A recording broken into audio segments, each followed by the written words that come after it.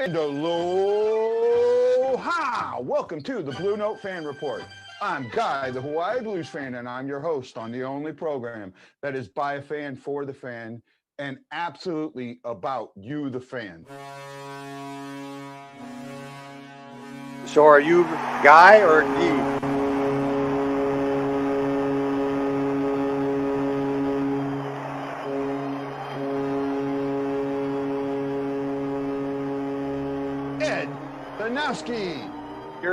You're not in Hawaii?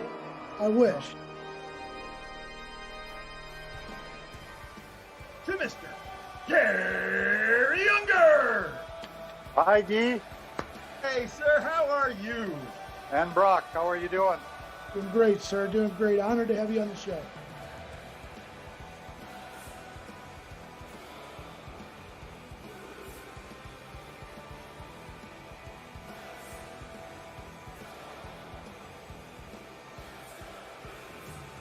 You know, I had the privilege while I was in the forces, in the Canadian Armed Forces, to take the Stanley Cup to Afghanistan.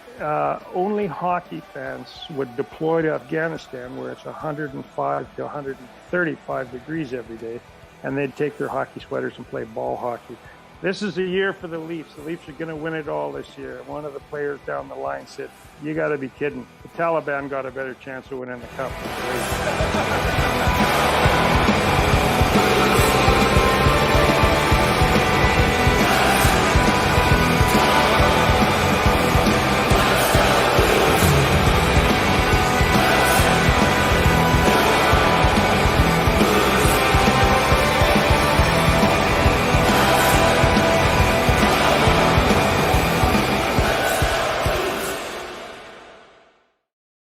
Let's go Blues. Let's go Blues. And aloha! That's right. We're back. That's it. We're back after a 3-week break, a hiatus, taking some time for ourselves, getting our heads straight, getting the website going. And oh my goodness, oh my goodness, oh my goodness, oh my goodness, oh my goodness. And we got some news today. Let me first bring in Rab. He's going to bring you the Stat Stagenborg, and I spelled his name wrong on the thing there, so I'll fix that later. Hey, Robbie, how you doing, bud? Well, I'll tell you what, in the offseason, I felt like I needed a change, and I had to bury Brock Banner. I buried him. Yeah, I know, man. We're moving forward. So I actually didn't know how to pronounce your last name, man, because it's always been Brock, you know. Yeah, well, so, but you're bringing the stats, and that's who you are. Hey, man, got a good show for us tonight. He's working on it. So we've got Garry Unger coming in, and he's got a really, really special golf tournament coming up outside of St. Louis. We're going to talk more about that when he comes in. And let's just say that, you know, the technical gremlins bite us in the tushy again. We'll reschedule it for tomorrow, but because we got a lot to talk about, man. Oh, if we got a lot to talk about. And you know what? See, Ian's already bringing it up, man. Ian's already bringing up the news on Tarasenko, right? Yep. This is huge. And you wrote a really good article about this, man. I disagree with it. And I think I put a little blurb in there. The bottom, just to let you know that I disagree with you. I think you caught that blurb, right? Yep. Yep. But I'll tell you what, the thing is you know, I was just shocked at the reaction today. You know, you listen to the media and the reports, but there wasn't one person standing up for that guy. Not one person here locally. You know what? There's something that I think a lot of people have missed. I'm going to write about it tonight, and I'll even tell some of you guys what's going on. You know, if you read the story, so I subscribe to The Athletic. Yeah, I read it too. Right? I caught something in that story. I caught two things in that story. First of all, who does that story benefit? Okay, I got Garry calling me, so I'm going to let you take over for a few minutes. Sure. And then we'll go from there. Well, again, you know, you look at Vladimir Tarasenko and what he's done for St. Louis. That story definitely benefits, you know, his camp and you know, for leverage and be able to get his name out there. I thought it was just kind of ridiculous that really unceremonious. And I felt like for a guy who put in so much time and effort, and he was really a part of the Stanley Cup championship. I mean, no one can ever take that away. He was there. He was a contributor. And it really just kind of flush him down the toilet, I think, is just really in bad form, man, bad form. And, the guys worked hard. Guys had injuries. The guys had a lot of issues. Guys been, maybe playing for a coach who doesn't understand his style. So I think there's a lot there. But, I think a lot of people just really, excuse me, written him off to the sunset, that he is not, he's not coming back. And I would think that if that is correct, if there is issues with the medical reports and that, his trust in the doctors and the medical team, and, again, he wants to regain his form of his career. He's still young enough to be able to be a star, and he wants to be a star. He was positioned to be a star in this league. So, for me, where Guy and I disagree is that I think that we both, Guy thinks that he could be a project and we can make him into something, and he could be, but his time's over. I mean, once the story kind of got out that he wanted to leave, I mean, no one's gonna want him here. He doesn't. Whether or not that story was true, again, there wasn't anybody coming out saying that story was not true. So you have to kind of believe that there is some truth to that. Again, Jeremy Rutherford's a good reporter. He covers the team. He knows the sources. He's got a lot of contacts around the league. So I certainly have no reason to doubt his reporting would be off. So, Guy, we're just talking about the Tarasenko situation and just how with the what the reverberations today in St. Louis media. Can't hear you. Muted. Okay, there we go. So I don't get to hear all of that, right? Yeah. And that, so I don't. And thank God you don't. Yeah, well, because I'd probably be, man, I wish I could be on the radio right now. But you know what? Here's the thing. So I said that there were two things that I caught from that article. Mm-hmm. First thing was, who did that article benefit? Oh, and you're seeing it today. Huh? Tarasenko's group.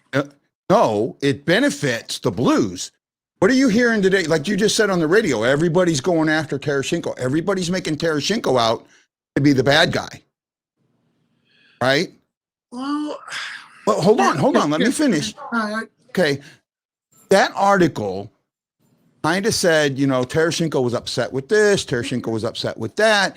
It didn't, it had a negative connotation towards Tarasenko, and it's bringing up all of this, Tarasenko's a bum, Tarasenko needs to go, da-da-da-da. You know what? I'd almost be willing, and I'll cut my own throat with this, be willing to say that the Blues are the source behind this. Well, okay. I wouldn't doubt it. Okay, I mean, and here was the second. There was the second thing I caught out of that. Bottom of the article, no deal in place. The offers are too low. Right? Mm-hmm. Now, if I'm Tarasenko's camp, first of all, this really, really, really pisses me off. Right? Second of all, I'm thinking that they just threw me under a huge bus, and there's no way I'm going back unless agent, very, very smart person and a shrewd person. Because if I was Tarasenko's agent, I'd sit him down, say, hey, listen to me for just a second. Just hear me out. What I think we need to do in the long run, we're going to come out ahead. Call a meeting, face by face with the Blues. Down, both of us air out our grievances. Let's have an air out meeting, and then we say, you know what? Walk back all this trade talk. I'm going to play this year, all my heart and soul. All my heart and soul. At the end of the year, I'd like us to reevaluate where we're at and look at a possible. Let me finish. Look at a possible buyout, my contract, or a trade, and let's bury the hatchet a little bit and let's get another cup. If his camp did that, right? You know what it would do? It would absolutely take this from the negative to the positive, and and if Tarasenko's going to go out there and score 40 this year, like you said, and somebody else even put out said 50, said 50. No way. Okay, but I want him to score it in St. Louis, not in New York or Minnesota or LA or any other place. I want him to score it here. So okay. I'm sorry. You got to admit, I'm making a little bit of sense right now. Well, I'll tell you where you made complete sense. And this was something that you said probably before, right when you and I first started doing this. Go ahead. You got something? Yep. Okay, hold on, everybody. We're going to get back to this fun conversation, but I got to bring in the man, the myth, and the legend. This is my favorite guy. You know what? We're going to start calling this the BlueNote Fan Report with Garry Unger show. Please welcome my buddy, my pal, Mr. Garry Unger. Garry, how are you doing, buddy? I'm trying to get this thing organized. I've got it on some kind of a iPad here. Okay, that sounds great. Okay. We see you look good, man. Feeling good, but it's fairly warm across Canada and the United States, the western part. Well, Garry, I'll tell you what. You got your hair cut, that's for sure. Because last time you were a shaggy mess. Now you got all. Well, Kovic is open. I was cutting my own hair the last time. Yeah. I'm used to cutting my horse's hair, so. Yeah, no, you know what? That you look good, man. You absolutely look good. And when you sent me a text, and this is me doing a little bit of this, man. It's pretty cool when your phone goes, Garry Unger's texting you, It's like, but you sent me a text and you told me about this golf tournament you have coming up, and I was like, oh man, this is cool. Are you going to be at the golf tournament? Yes, I am. Yeah, it's. Are you playing? A friend of mine from St. Louis. His name is Kevin Kaufman. Okay. He owns Pure Tech Company in St. Louis. We've been friends for a long time. He had up until the pandemic, he had a kids sports, Christian sports summer camp in St. Louis, and I used to go to it all the time.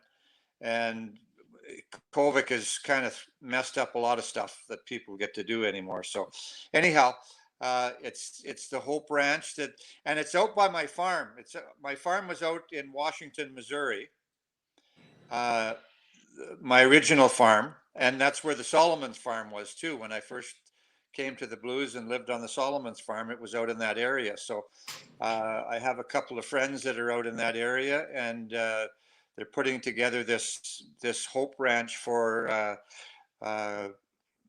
kids that are struggling, and they're probably older kids as well. Kids that don't have parents and fathers, and not getting the great mentorship that a lot of us got when we grew up. And it's happening a lot in the country now. So we're hoping to give them a place to get themselves organized for life. Yeah, I'm showing a little bit of the mission here on the screen right now. Great mission, man. And I think this is really a cool thing. We're going to go ahead. We're going to take this and we're going to put this on my website under the community tab. I need to make sure that you're okay with that first. Sure. Yeah. Just like we said that the Haley information that I put out there, the Haley article. Right. And what I want to do, so I want to try and write a little bit about this. So I'll have you send me the phone number, the contact information of the guy that runs it, and Sure. I'll try and write something up so we can try and get that out. There's a few people out there, not a lot, but a few people out there that like reading my stuff, and maybe they'll read about it, and we can kind of fill this thing up for you. I've talked to Larry Patey and Bruce Affleck. There's a few guys around town, and we've got some teams where they just come out and play. They don't have to pay for a team. It's been comp for them. So we're hoping to get some Blues guys out there and raise some funds for this. It's a great cause. I'll tell you what, if I didn't have something really, really special planned right around that time period, my butt would be there. I'd be on a plane with my clubs, even though I haven't swung in 3 years, I'd be out there knocking balls into the trees, throwing them back. Oh man, I'd be out there in a heartbeat. But that's something I get to tell too. And you know what, Garry, do you mind? I don't want to steal your thunder, but do you mind if we take this time to announce my special announcement? No, go ahead. Because you know about it. We've talked, you and me have talked about it. Get a load of this, people. Let me take this down real quick and let you guys all get up here and I'll make sure that my special guest is highlighted. The Hawaii Blues fan and the BlueNote Fan Reports coming to St. Louis. Absolutely, we are coming to St. Louis. We are going to be there from August 17th until September 13th. And this is the big and, two of the big ands. I got two big ands. The first one, we're going to not only cover the alumni camp, which I'm hoping Garry's going to be at. I know he's talked that he's trying to figure that out. I get to skate in the alumni camp. So Rob, if he's here, if Rob's still here, and that's something we'll have to, we're working on, or I'll find somebody, we'll be there with my film stuff and cover me while I'm there, do special reports and talk to the players and, the people playing. We're going to cover it. And I'm going to get to skate in it and fall on my butt and have lots of bruises and a big old smile on my face. Yeah. I think there are people who would pay money to see Mike Zook just take you out into the boards, man. People would just pay money for that. I'd pay money to have Mike Zook do that. Well, there you go. I'd have money to have Mike Zook do that. And then this is my special, the big announcement, the big event that we're planning. August 28th, if you're in St. Louis, please, from 11 to 3, go down to Don Brown Chevrolet. I wrote the story about Haley. I know a lot of people have read it, and thank you so much, and I've gotten some really good feedback. We're doing a huge event in her honor, Legacy for Heyday, and we're going to let people know about who Hay was and what pH is and how we can help cure this thing that, and actually, if you think about it, and I'm talking off the head, I don't know the medical, but high blood pressure to lungs, if you can figure that out, maybe we can figure out high blood pressure to begin with, and really some heart diseases. So this is a huge day. We're hoping to get some Blues alumni down there. I sent the information to Bruce, and Bruce is a pretty good supporter of us. So we appreciate him and Garry and all of that. Garry, thanks for letting me steal a little bit of your thunder there. I apologize about that. I want to ask Garry something real quick. Yeah, go ahead. Garry, I see that this is the second annual, so that indicates that the first annual golf tournament was a success. Tell me about the last year. Like, how'd it go? I didn't know it was the second annual. The first. He might have missed the inaugural, huh? I thought it was the first start of it. So I imagine they've been working on it for a while. Sure. I got involved when Kevin gave me a call, and like I say, it's out in the area by my farm. There's another guy out there that runs it. His name is Taco John, but not really his name. John Mulrooney runs all the Taco Bells out in the Washington area. That's where my farm was. So I spent a lot of time out there when I wasn't playing, riding horses and chasing cows and, being a cowboy. So it's a great area out there. I loved it when I was there. Solomon's farm was originally out there as well. So I know a lot of people still in the area. Yeah, this is huge, man. This is huge. And I'm hoping that, I'm really looking forward not just the event, because what you can always do, Garry, or towards the end, because it'll be better for me. You can always come on and we can talk about the event and show some of the people and let people talk about it and how much fun they had. And I know you're doing different donations, so we're always willing to help you guys out, Garry. Always. And I think it's a great. Faith is an interesting thing, and you and me have had a couple of conversations about faith and that, and we've talked about some things. The one thing about faith to me is the meaning of it. It's believing in something that you can't see, feel, or hear or touch. And while that with some people is a hard thing to get, Garry, you get it in a way that very few people do. And for you guys to set up a camp that is faith-based really, really is cool. And I like that. Well, it is hard to explain because it's something that happens to you that gives you a strength that you never had before, and a love for other people. Realizing that there's a lot of problems in this world. We hope to go through and not have anything go sideways, but like I say, I was very fortunate to grow up in a great family. My dad was my hero in my family, and mentored me through the times, disciplined me, spanked me, and gave me the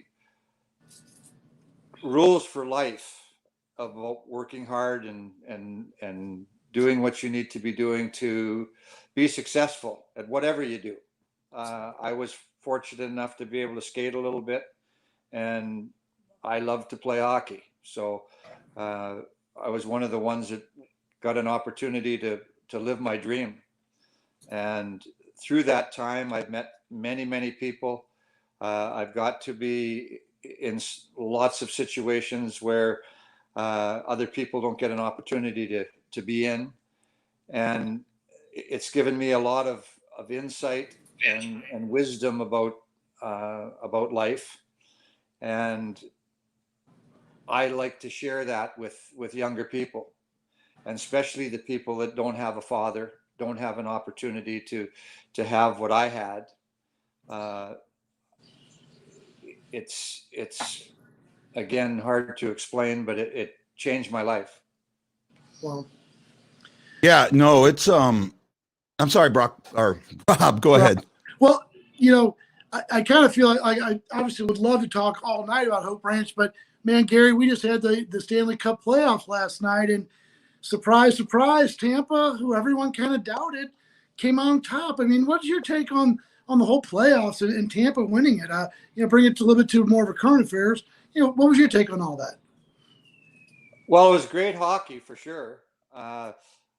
What I was disappointed at, as far as the Canadian side of it is that you got a full house of people watching the games in Florida, and they got what, 3,500 people that went to the game in Montreal. I mean, hockey's Canada's biggest game, but you got 200,000 people outside watching it on television with no face masks or anything. Yeah. So I'm hoping that we don't want to not take this seriously, and it is serious, but it can't be political.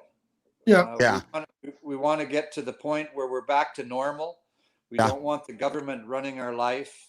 We want to get back to normal and have people have their businesses going, and the small families and family businesses and kids playing sports, all different sports, going to school without having to look at a screen, all those different things. And I think we've kind of gone through that time, and hopefully we can get back.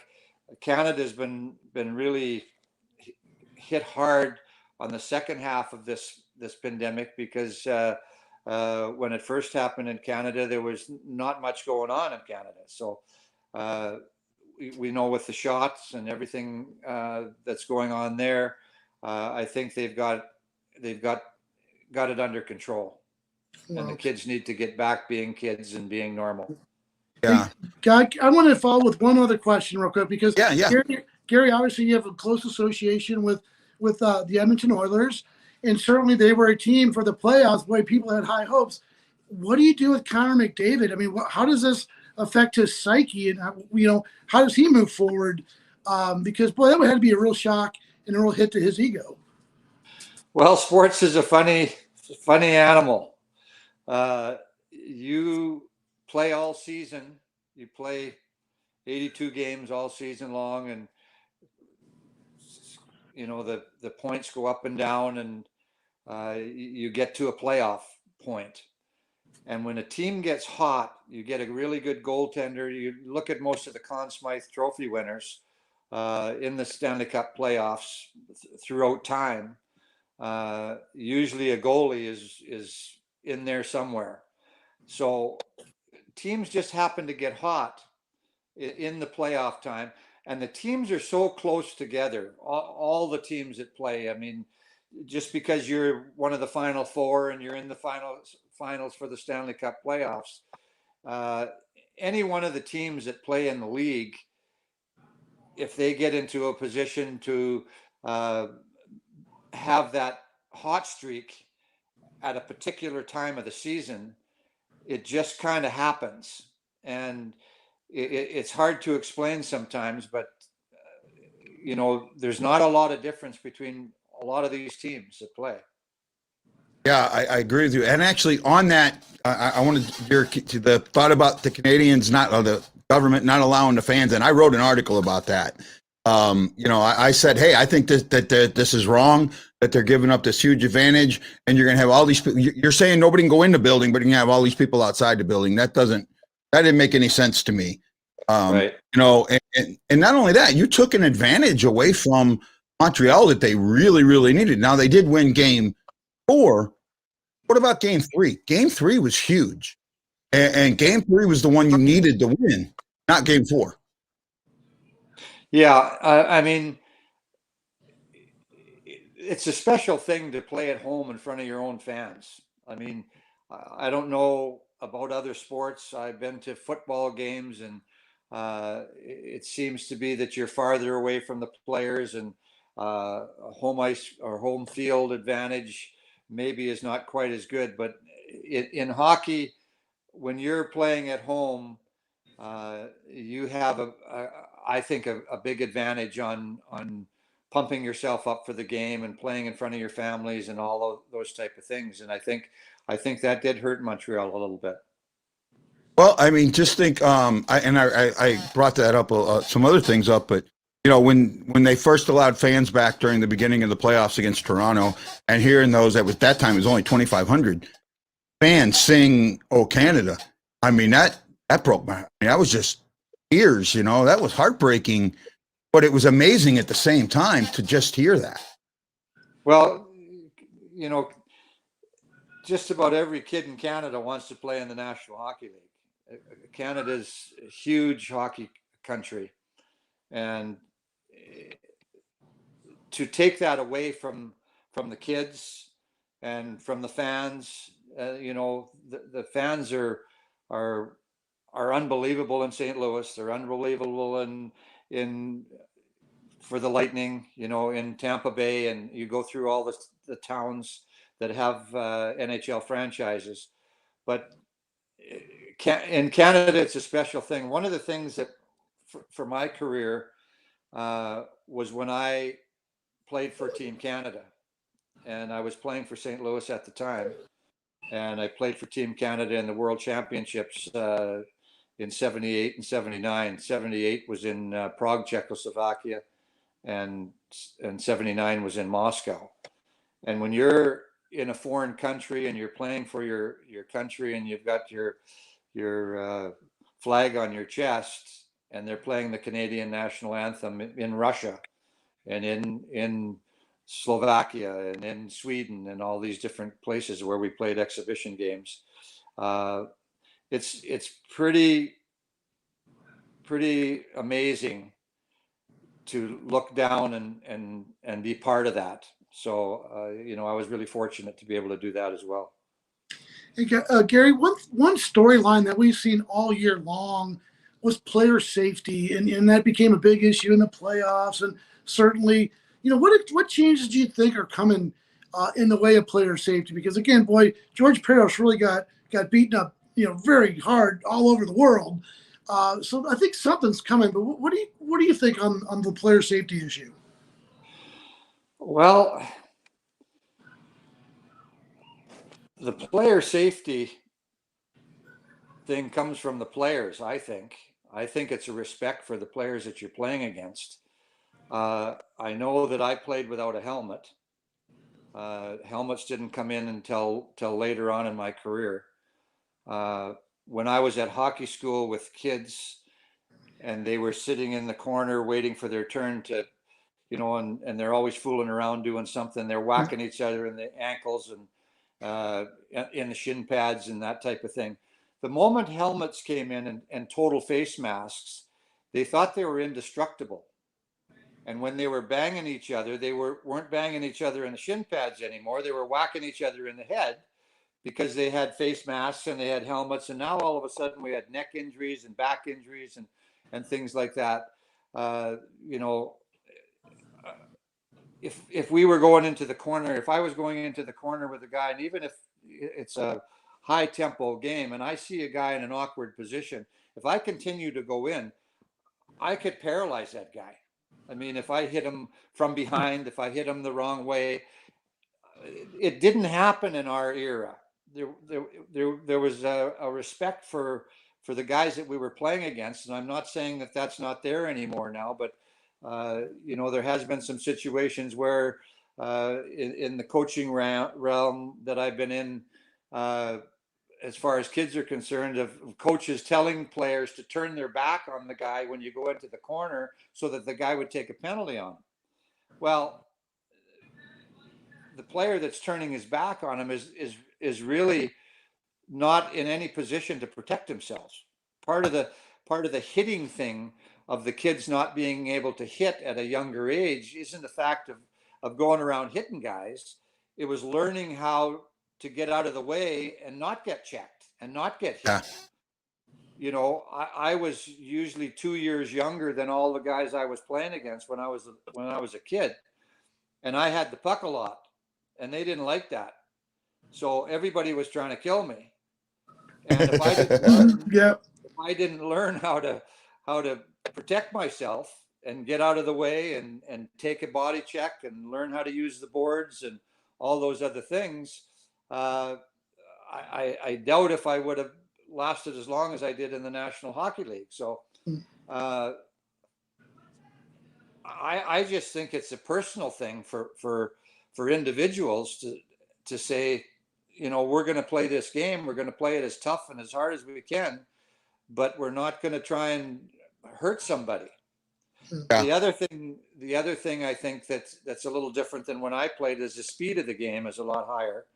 So things are happening at a faster speed, and there's a lot more opportunity for things to happen quickly, and more injuries are involved. But as far as, they've got the top equipment, the equipment's solid, and that may have something to do with it as well, because the shoulder pads when we played were hard, but they weren't like football shoulder pads, where if you got crunched in the face with a shoulder pad, you're gonna get hurt.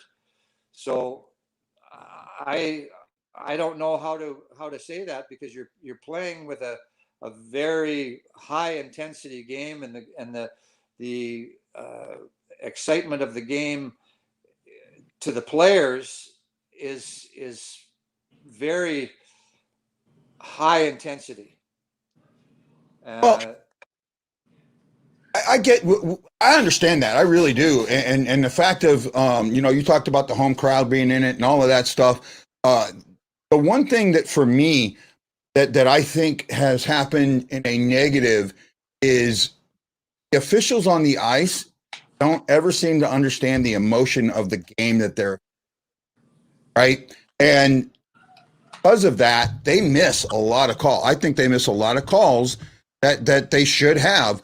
What would you say if there was a fifth official that was a replay style official like the NFL has, that could come back and say, hey, there was a trip you missed, or non-judgmental penalties. Procedural penalties.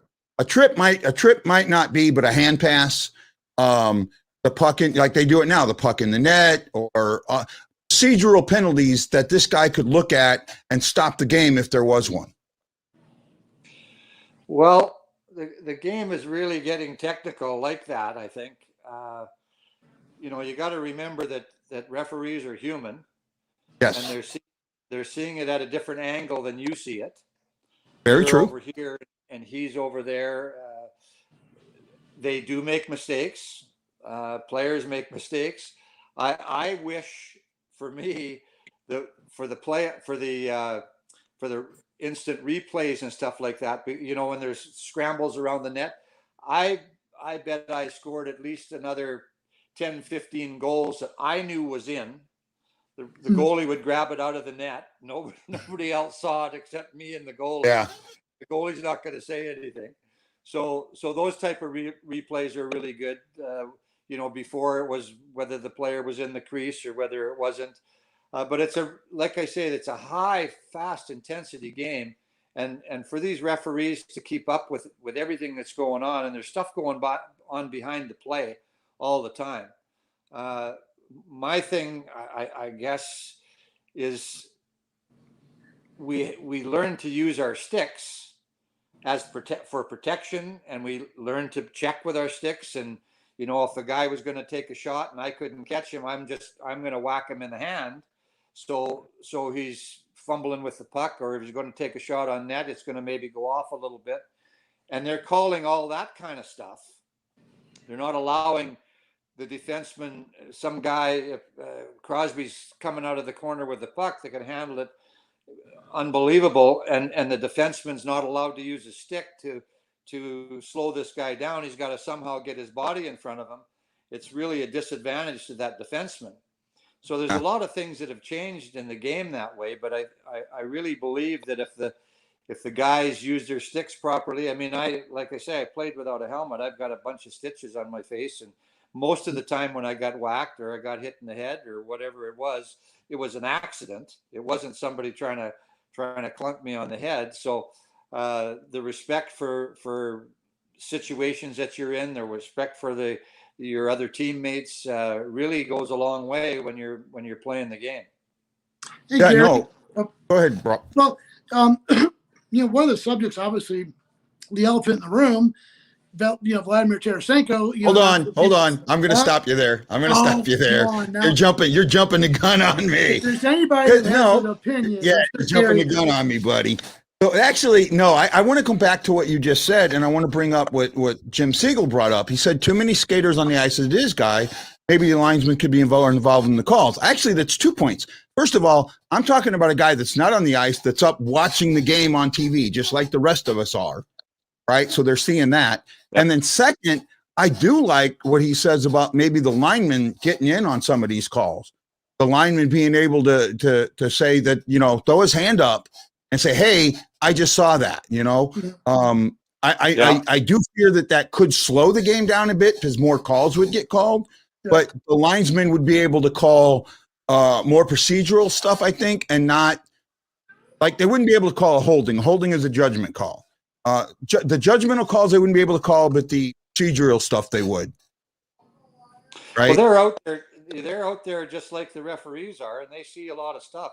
I mean, I believe the linesman should be able to do exactly what you're talking about, and depending on the angle of where these guys are all facing, maybe the linesman sees a better call than the referee at that particular point. So I think they all should be able to make calls, and I think they do refer to each other back and forth. The other thing, when we played, the referees, and I'm sure they probably do today, but in my coaching career now, I'm not allowed to talk to the referee. The referee doesn't talk to anybody. Mm-hmm. He's the head guy in NHL. When we played, the referees all knew our names. I'm doing something stupid on the ice, and the referee's skating by and say, "Hey, Garry, you do that again, I'm going to call a penalty." Something happens. I'm in the face-off circle. He's saying, "Garry, straighten around." I've got a rapport with this guy. I've got a respect for this guy, and I'm saying to myself, "Yeah, okay, you're right. I'm being dumb here. But we're conversing back and forth as far as the players to the referees are concerned, and again, there was a respect for each other." Yeah. So a lot of times now, and we'll get to Brock's point here in just a second. A lot of foul, and look, I'm a sailor. I curse like anybody does. There's a lot of foul language that you're hearing getting picked up and all that. And then we just had Tim Peel, him saying I needed to get that other team enough. Was the language just as bad when you were there? I don't want to say bad, but was it as foul when you were there, or was there more of a respectful type language? It wasn't, there's times when you fly off the handle. There's times when you're in a game and you're so hyped up that you do something that you shouldn't do, but it never got to the point of for me anyhow, of yelling at the other player. There was not the conversing between the benches and all that stuff. It just wasn't part of the game. Understood. Okay, now you can talk about the elephant in the room, Brock. Well, I don't want to give up anything away because it's been real hush hush today. Vladimir Tarasenko apparently has told sources that he wants out of St. Louis. And my question for Garry was kind of similar to your situation. You were definitely the star of the team, kind of the golden boy, the cover boy, and the fans were all rooting for you. But boy, when they turn on you, they really turn on you in St. Louis. How do you relate to the Vladimir Tarasenko situation, or do you relate at all? I'm not really on top of it. I know he's a great player. There's a lot more to being a great player than skating and shooting and passing. He's had a fair amount of trouble with injuries. I think he had concussions, he had some shoulder stuff and things like that. And that's a huge part of the game. I mean, you can't play if you're not healthy. It's tough to play through stuff. But there doesn't seem to be the loyalty today to teams. But hey, doesn't that go both ways though? Doesn't that go both ways? Isn't there some lack of loyalty from teams to players? No. I guess it's the whole situation of the way the world is changing. Okay, and that's fair. You get frustrated as a player sometimes, and you think that something different is going to change. It's really hard to say. It's like saying, I know what's going on in that other guy's head. Sure. He's got a family. He's got his things that he's dealing with. But I mean, I guess I would say you're one star player on the team. You're one player, and you're taking the blame for the other, everybody else. And I think the equity of that has to stink for a player. It has to be like, wait a minute, I'm doing my part, but these guys are all letting you down, and I'm carrying the blame. I mean, I would think that's maybe kind of what's going on here a little bit. Well, it could be. Like I say, you have to almost be on top of the situation to know exactly what's going on. But it's sad to see that happening. Yeah, no, it really is actually. And Brock wrote an article about it and a really good one. I'm going to work on one tonight. I'm going to counterpoint Brock's article there. For me, with all of this going on, I get it. And the second it hits the press to me, it's the time when somebody in somebody's camp is going, let's move it. We're at this. Because that's what happens when it hits the press. It moves the needle one way or the other. And this may have moved the needle the wrong way for Tarasenko because, I'm not in St. Louis. Rob talked about it today. The radio stations, the fans were just jumping all over him. Yeah, and again, it's easy to look at a situation from afar and try and figure out what's going on. You don't know what's going on in this guy's life. Like I say, it's really a difficult one to comment on. Sure.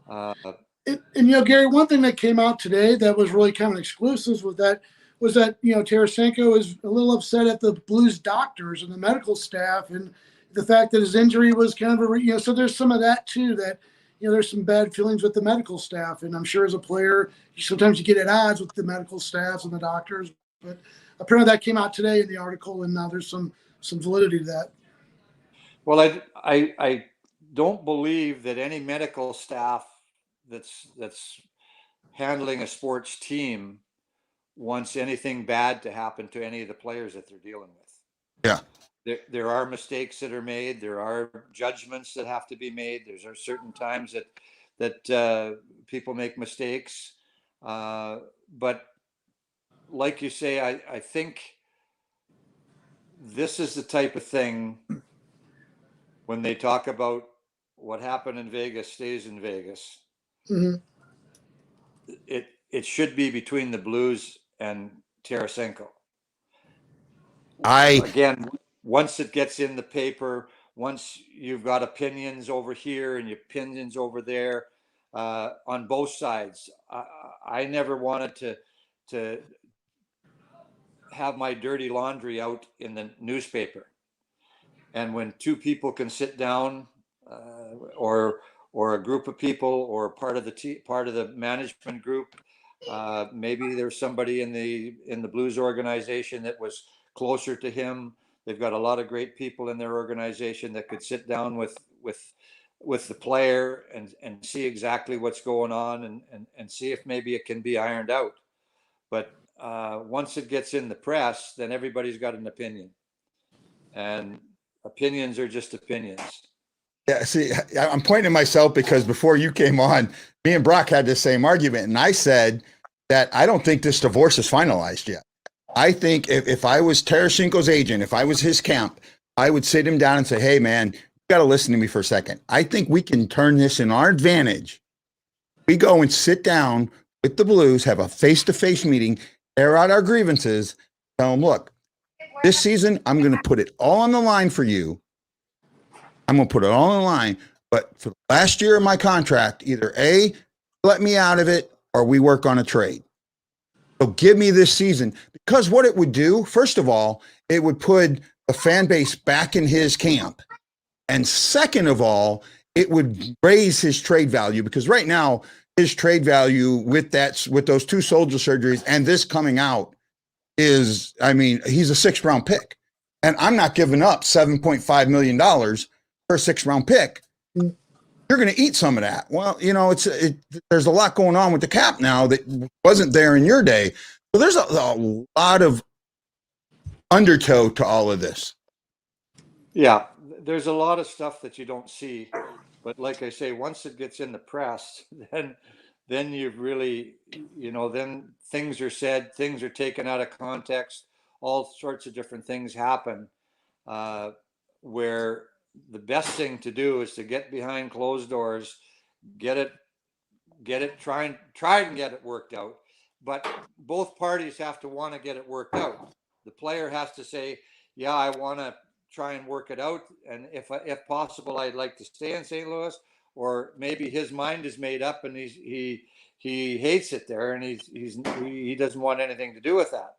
So if you have two people that are trying to really fix it, I think you can get some work done. Yeah, go ahead, Brock. Well, Garry, just again, since we're getting a little bit short here on time, I wanted to ask you. Obviously you've been watching the season. Who are some of the players and maybe a couple of young coaches who've impressed you this year that you think, wow, these guys really turned the corner? Anybody kind of pop up, not necessarily from the Lightning, but just players in the league that you've been impressed with this year? Well, there's so many good young players in the league now, and like I say, the speed of the game has really intensified. Kids are playing 12 months of the year. They've got power skating coaches, they've got goal scoring coaches, they've got all these different coaches that they work with in the summertime, and in the wintertime. I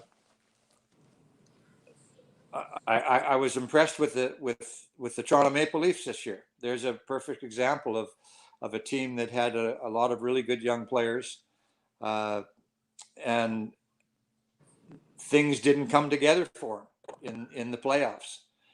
They had anytime you can make it past the first round of the playoffs, all of a sudden you get a second energy. You get a confidence in yourself. So that's why big teams get beat out in the first round of the playoffs, or teams that have had great years in the regular season. If they get beat out in the first round, they're struggling with the fact that the pressure is on them they had an unbelievable season, and you're supposed to win the first round, and they've got all that extra pressure on them. So Matthews and the guys that were playing in Toronto, they're still great players. Same as Connor McDavid's the best player in the world. What happened with Edmonton? They've got great management now. They've come a long way as far as getting to that point. And I think a team like that, if they'd have won the first round in the playoffs, you'd have been dealing with them all the way through. So a lot of the game is mental. And like I said before, the teams are so close together as far as talent-wise is concerned that little mental things that happen, the teams that are mentally strong, the teams that are stronger in the dressing room, the teams that are able to overcome losses better than other teams, they're the teams that are going to continue to win, and that comes from the management. It comes from having faith in your coaches. The thing that players are looking for in coaches is not whether they're unbelievable coaches, it's whether they care about their team, whether they care about the players, whether they're really engrossed in the players themselves. So, and you've got all these assistant coaches now and all the different things. So again, lucky isn't a great word to be using, but a lot of times you got to be lucky at certain situations when you're going into the playoffs or things are happening where things just kind of fall into place. That puck luck, you make your own puck luck, right? Yeah. Hey, see, even Garry agrees with me, Brock. The hockey gods. Well, you know what?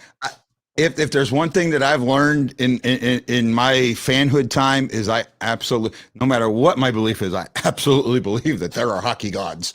I believe that there are about 5 of them, and they sit up there and they go, okay, baby, no, look how happy they are. Pull it back.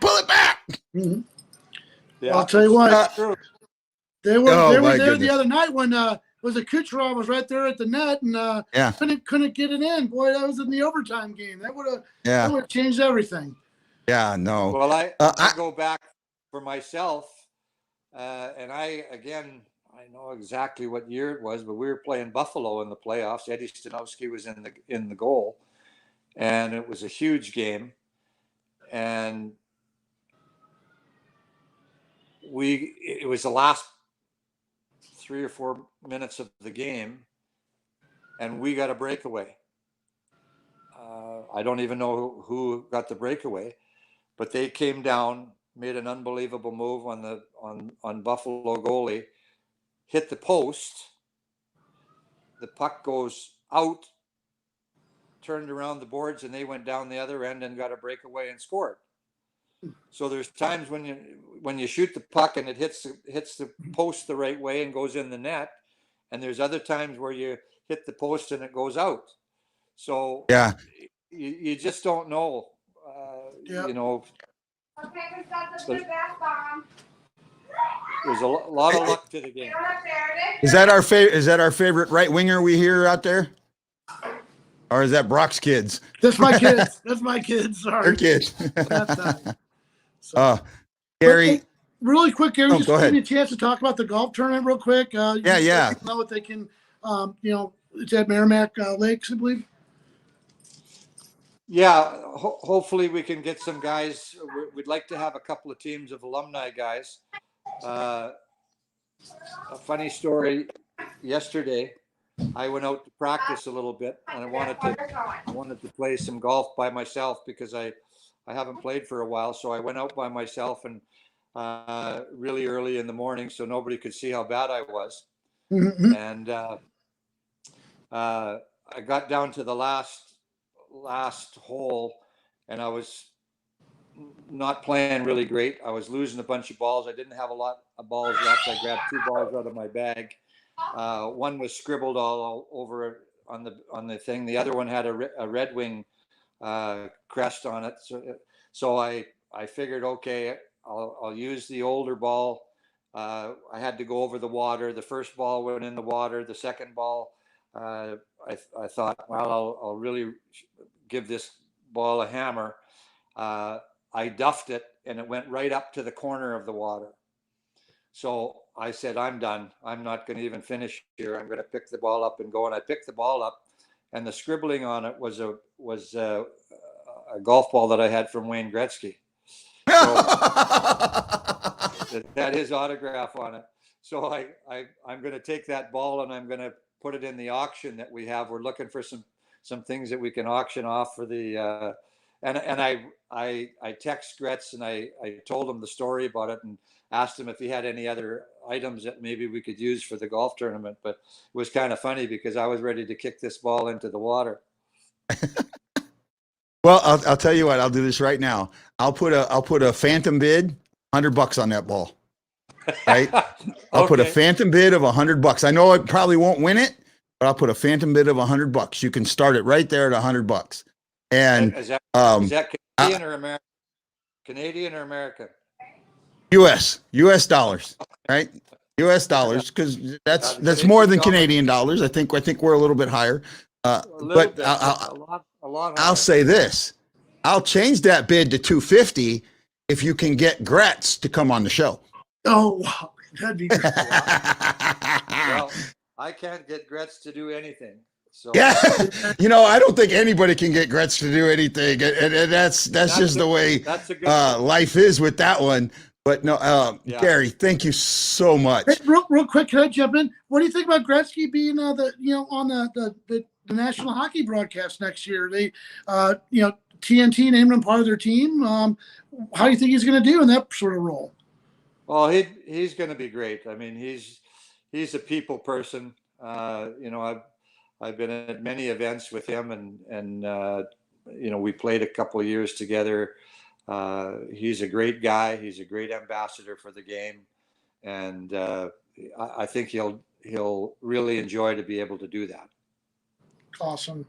Yeah, no, I'm with you. You know what? I've heard.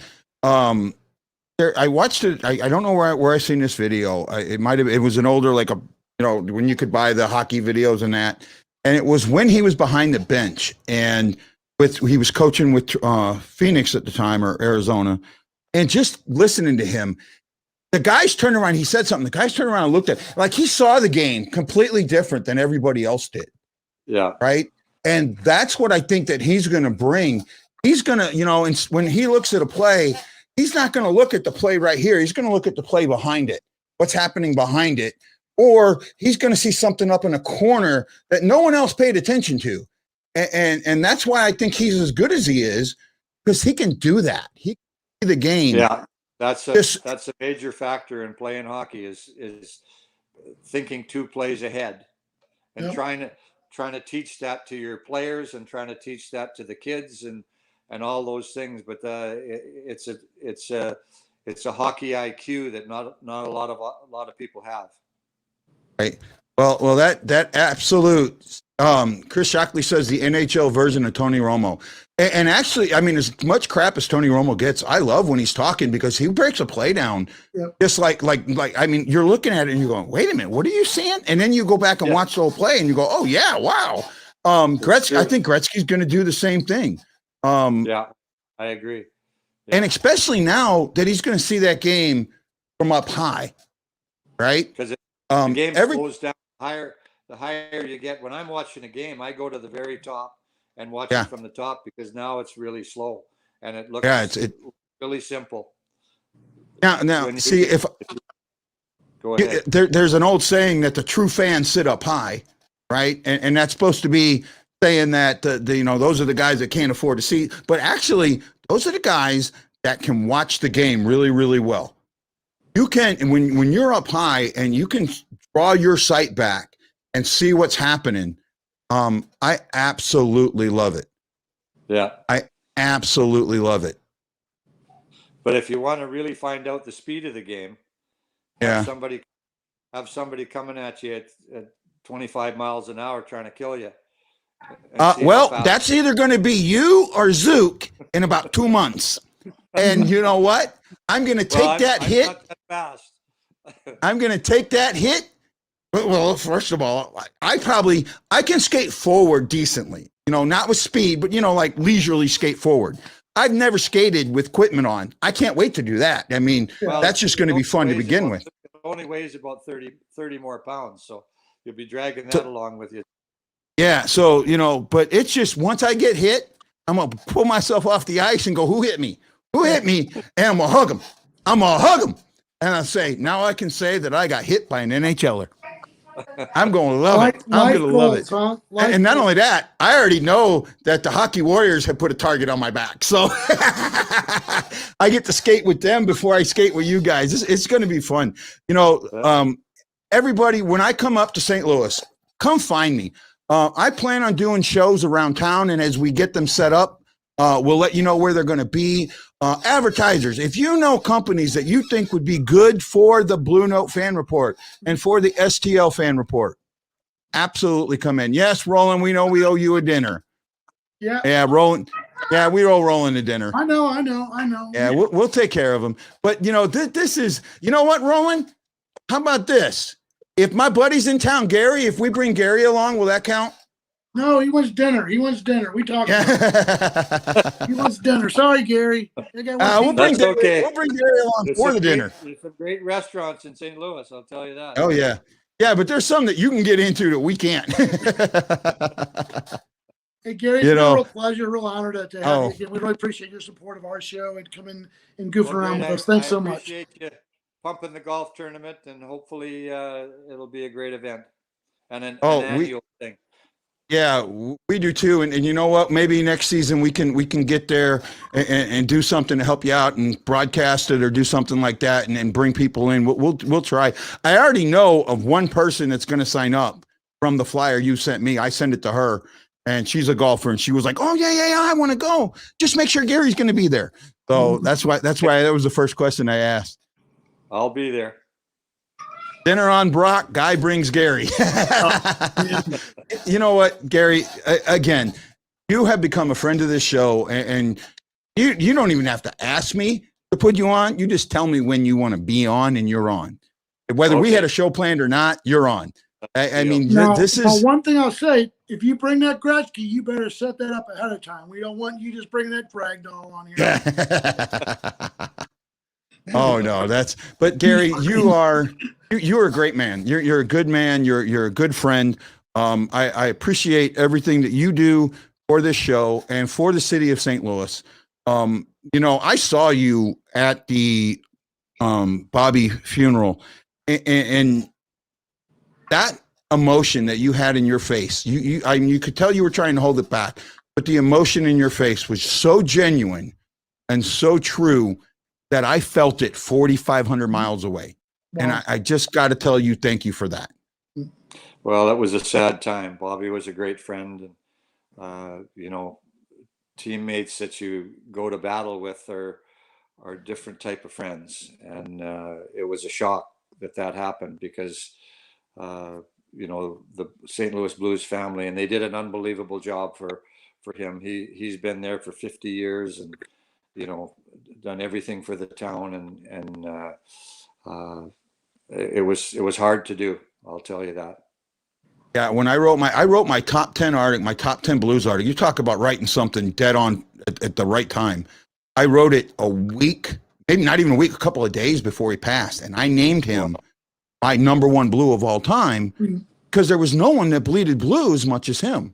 And right. People, when they think of, the best Blue, they don't realize, not just the best player on ice, it's the best player for the organization. And that's what I look for, guys that were good for the organization. And that's what he was to a T. Yeah, for sure. Still. Well, all right. Brock, you guys have a great night. Yep. You have a great evening, sir. Thank you so much for coming on. Go ahead, Garry. Perfectly. My battery's just going dead here. Yeah.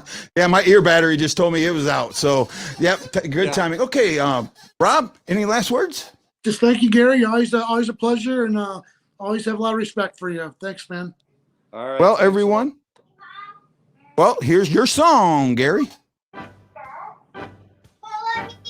Well, everyone, this is Guy, the Hawaii Blues fan, thanking our friend, the Golden Rocket, the original Mr. Garry Unger. He is a friend of yours and a friend of mine and a friend of this show. Rob and Guy say aloha, mahalo. You got to know we're bleeding blue with you, and we can't wait to see you on the next Blue Note Fan Report. Aloha.